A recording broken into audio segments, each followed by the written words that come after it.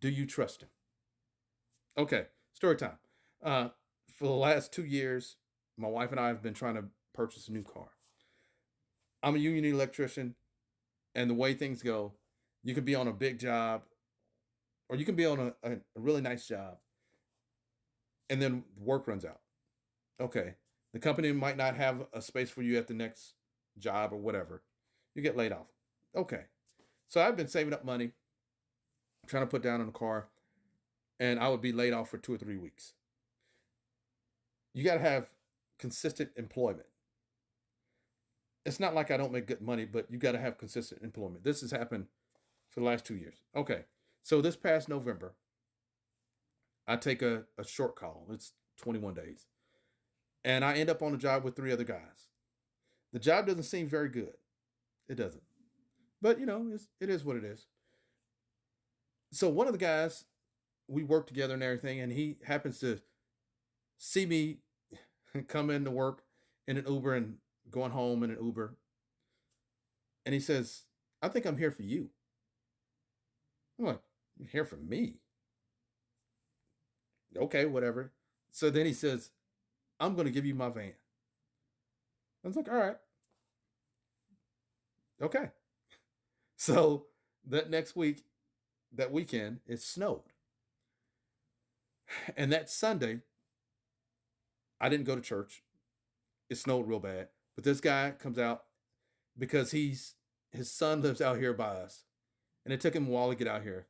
But he had called me before then and says he's gonna come by. And I was like, in the snow? Like this?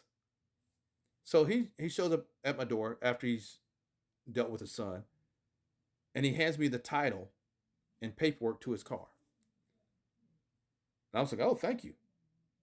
He says, I know my blessing is tied to you. He says, God won't bless me unless I bless you. I was like, oh man, that's thank you. So the next morning, I try to take an Uber to work. So once I got to work, the guy's there, and he's kind of frustrated with himself. He apologized. I said, dude, it's nothing. It is what it is. So some things happened later on in the day. Some stuff fell. Nobody got hurt. And the guy walks away from me, and he comes back 2 minutes later, and he says, I was supposed to give you that car yesterday.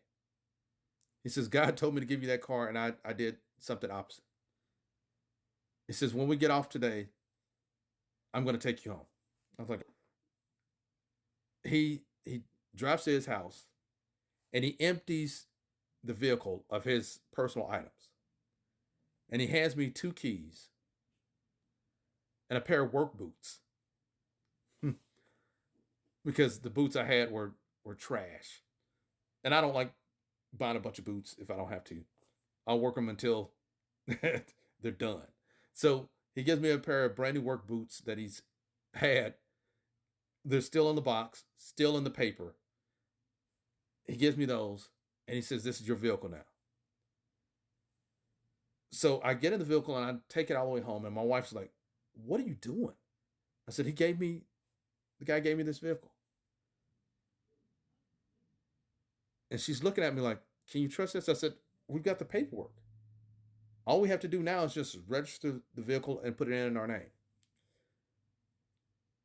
Now, you got to understand, for like the last year or so, my wife and I have had to alternate who can go to church and who couldn't. Because we were riding with my son, and his car only seated five, and that's not even comfortably, like four and a quarter comfortably. But we alternated Sundays so our family could go to church. And I'm only saying this to help somebody else out because sometimes we think God doesn't care, He doesn't see you, and you're so frustrated. You're saying if one more thing happens, I'm just going to lose it.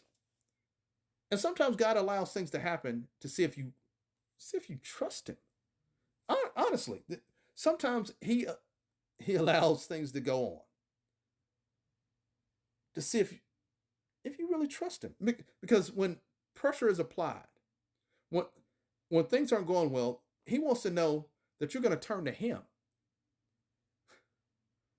instead of turning to Pretty Tony. You know, the one you used to go to because he'd break you off a couple of bucks if you paid him some attention, or if you would hit the bottle or take prescription pills because your anxiety and all this other stuff. God wants to know if you trust him. Oh, he sees you and he's heard you, but he wants to know if you trust him. Some of us can go to church and we still don't trust God. We don't. We will find any other way than to wait on God. Now, I'm not saying you got to be like me, just take an Uber all the time or wait until God does something for you. I wasn't actually doing that. I was actually trying to buy a car. But God withheld things to see if I would trust him. And all I'm saying to everybody else, do you trust him? Some of us think God doesn't like us, but he loves us. He more than likes you. He loves you. He adopted you. You are his child. Do you trust him? I'm done. I'm sorry. I'm sorry. But do you trust him? Regardless of the circumstance, regardless of the sickness, regardless of anything, do you trust him? Oh, God sees and hears you. But are you willing to trust him, to put him first? Not your comfort.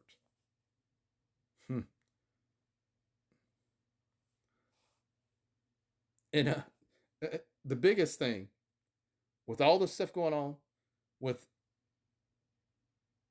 with my family having to share one car, my youngest daughter started college.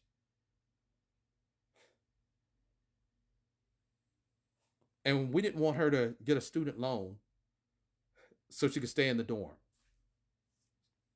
So I'd already told her that God's going to provide a way for you to get back and forth to school. Oh, it's been an ordeal.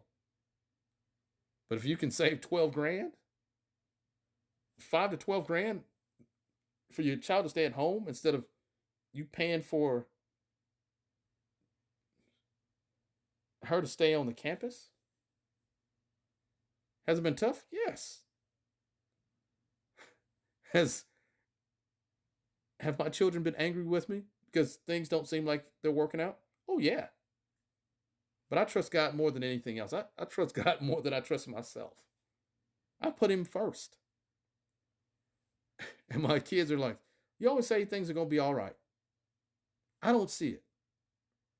But you see me trusting God. And later on, they're going to figure out that regardless of the circumstances, they have to learn to trust him themselves too. I have to lead by example. Do you trust him? I know you say you love him, but do you trust him enough to let him lead?